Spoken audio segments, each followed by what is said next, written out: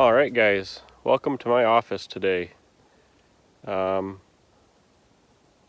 don't want people to get the wrong idea.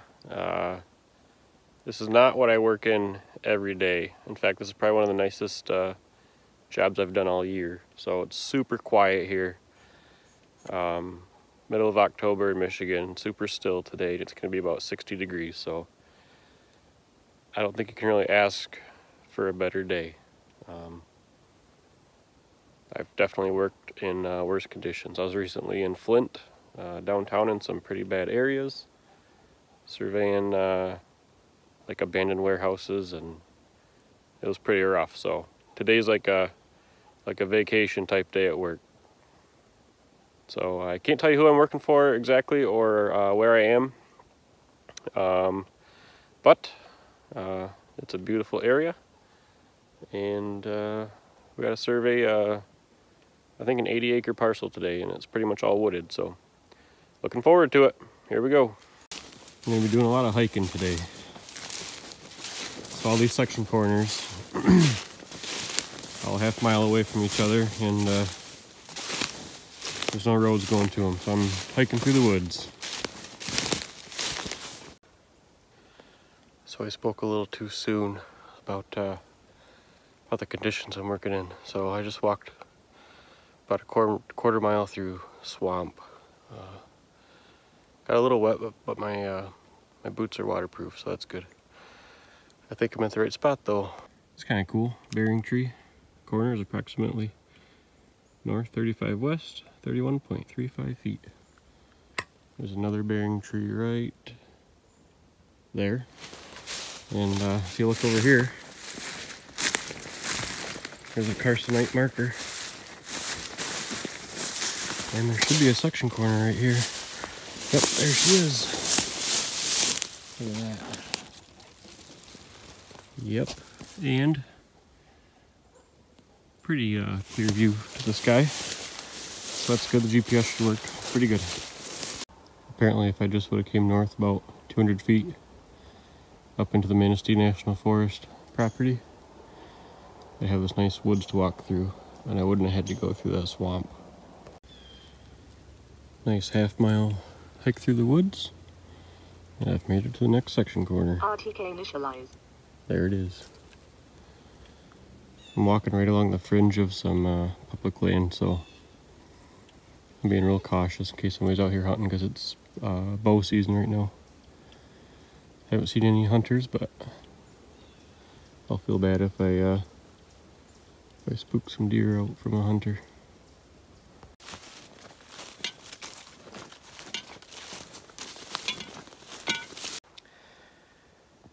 Alright, so I just walked a half mile to get those two section corners, and then I calculated a spot halfway in online where I thought I was going to have to set a property corner, and I get here, and sure enough, look at that. Boom. There's already one there. Okay, I've gotten the whole road mapped so we can show how it runs through our site, and I got two more property corners I got to look for, and that should be it. There is something that caught my eye out in the woods as I was going down the road, and it's on our site, so I need to locate it. I think there's an old cabin, old log cabin, might be like abandoned. I don't think anybody would use it based on who owns this property, so I'm gonna go explore that. I have to anyways because I have to locate it so we can show it, but that'll be interesting. Two more property corners first though. Well, this one was annoying. I walked all the way out here, kicking around. There's a carcinite marker over there. Kicking around, I was like, I don't need the finder. I'll find this thing. Sure enough, it was buried. So I had to go all the way back to the truck, get the finder, get the shovel, because it was buried. It's a corner of an angle iron post. It's recorded that way, so that's what it is. Not surveyors don't usually set an angle iron, but that's what the survey calls for, so that's what it is. Back in the swamp.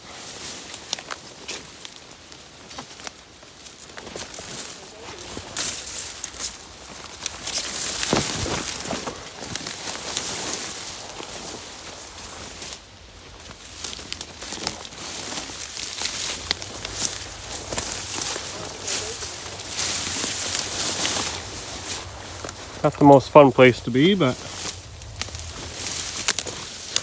still better than working in a big city.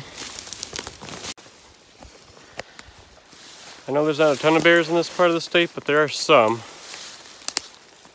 And by myself, with no cell signal, you can't see more than maybe 20 or 30 yards. Your mind just starts wandering. What if there is a bear out here? But I know black bears aren't usually too aggressive, so I'm not that worried about it, but still makes you think when you're way out here. So that's pretty crazy. I'm out here, been walking for a while, and I just heard a grouse go off. You know, they kind of have that like real low pitch, almost sounds like a motor trying to start off in the distance, like a woo, woo, woo, woo, woo, woo, woo. And that's kind of cool. Kind of cool. Maybe you'll see a grouse fly up out of here. Boy, this is really something. Pretty much what I expected, though. I knew this part was swampy. I thought there'd be more nice, colorful woods to walk through. It's been mostly swamp, but that's okay. This area is kind of cool. There's that section corner. I'm just setting the antenna on top of that because it's too high up and I won't be able to read the level bubble. Point stored. There she is. Take a couple more measurements and then I am headed back to the truck. Quarter mile through this stuff. And then I'm eating lunch. And then we will explore that cabin.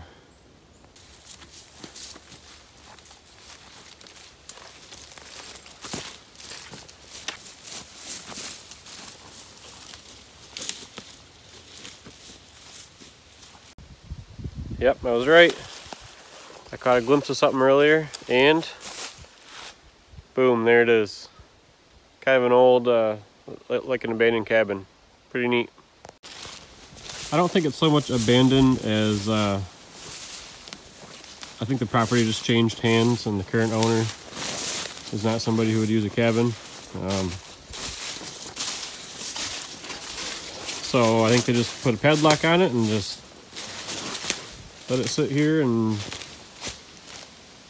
possibly never get used again. I don't know.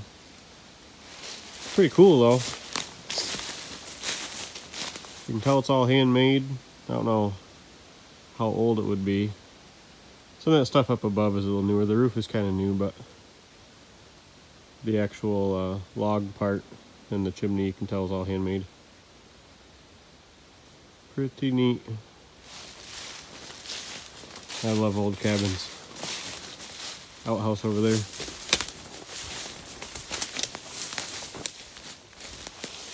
Pretty sweet. So that basically wraps up this project. We got this property surveyed. Got everything located that we needed to, the road and the cabin, and now I just gotta go tear down my base.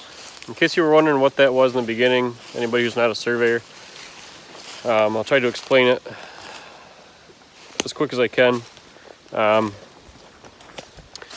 So normally our GPSs use an AT&T cell signal to get corrections from a known base station.